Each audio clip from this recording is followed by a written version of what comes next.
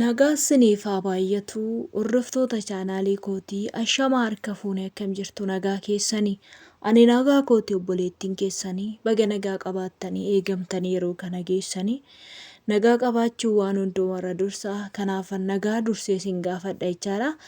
Ennaa like share godhaayii waan irraa barnoota guddaallee isinii ta'u adaraa keessan obboloota kiyyaa laayikii godhaa ijoollee baay'ee bira haa ga'u.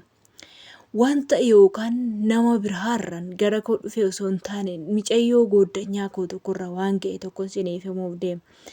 Obboloota kiyyaa hin nyaataminaa adaraa keessan of eeggadhaa jedhee yeroo baay'ee waan hin haasa'u. An keessan fakkeenyaaf ijoollee asirraa miidiyaa irra isinitti haasaa jira.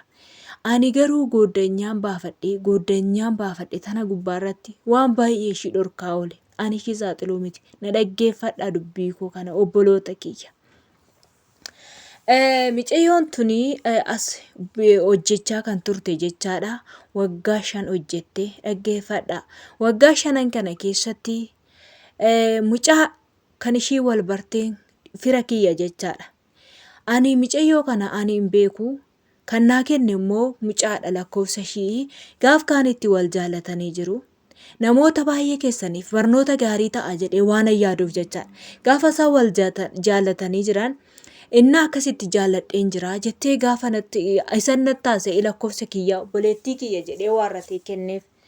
Yeroo baay'ee ani shamarran keenya dhugaa rabbii dubbachuudhaaf baay'ee isaanii kan na dubbisan adaraa keessan of eeggadhaa abbaa manaa keessaniyyuu yoo ta'eyyuu hin amaninaa amantanii ta'uu hunda irratti hin hirginaa hin jedha jechaadha.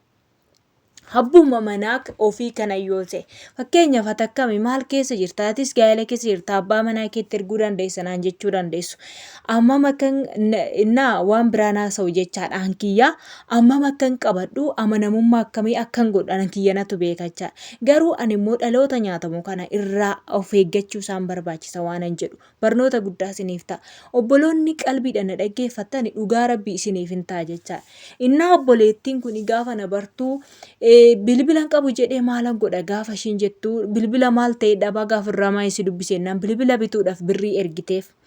Gaafa ishiin birrii ergituu fi in erginii birrii kee qabadhu jaalala jechaan jaalala birrii jechaan birriidha hojjetadhu haadhoo koon jedheen micayyoon gargari biyyaan gargari yaa obboloota ko nama naannoo keessanii hin jaallattan.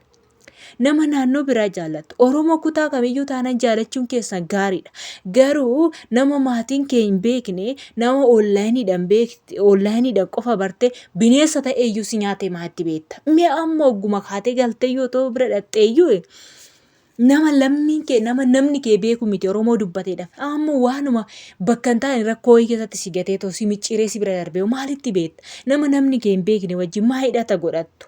Innaa micayyoon tuni hidhata godhattee waarrattee birrii kee ergin jaaladhu jedhee gaafan gorsu keessatti na dhoksitee ergiti na dhoksiti. Sababiin isaa itti deddeebi'ee nan gorsaa nan dubbisaa sagaleen qabaa fi yeroo argadhe immoo dawwalee itti fayyaa obboleettii kiyya adaraa kee nyaatamin jedhee baay'ee isaan gorsa jechaadha.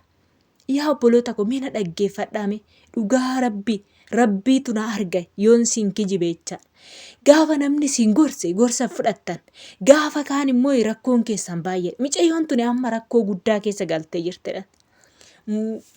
Kan ishiin itti ergite birrii ji'a waggaa 4 irratti ergite waggaa tokko ganaa itti deebi'ee hojjetadhuu ta'u amma ergatti qabadhuu galiin jedheen jechaadha. Amma itti ergitu kana mucaan kuni innaa mucaan na dubbisuu dhiisee jira birrii ishii gaafa nyaatee eenyu jedhu keessatti muxoot godhu keessatti mucaan na dubbisuu dhiisee na bilookee ta'uu maal akka ta'e hin beeku Facebook irraa isan arguu imo irraan isan arguu suura isaa hin arguu suura yeroo tokko na ergu yoo na bila koo wajjiniin na jalaa bade innaa umaadha nuusan arguchaadhaan mucaa kana.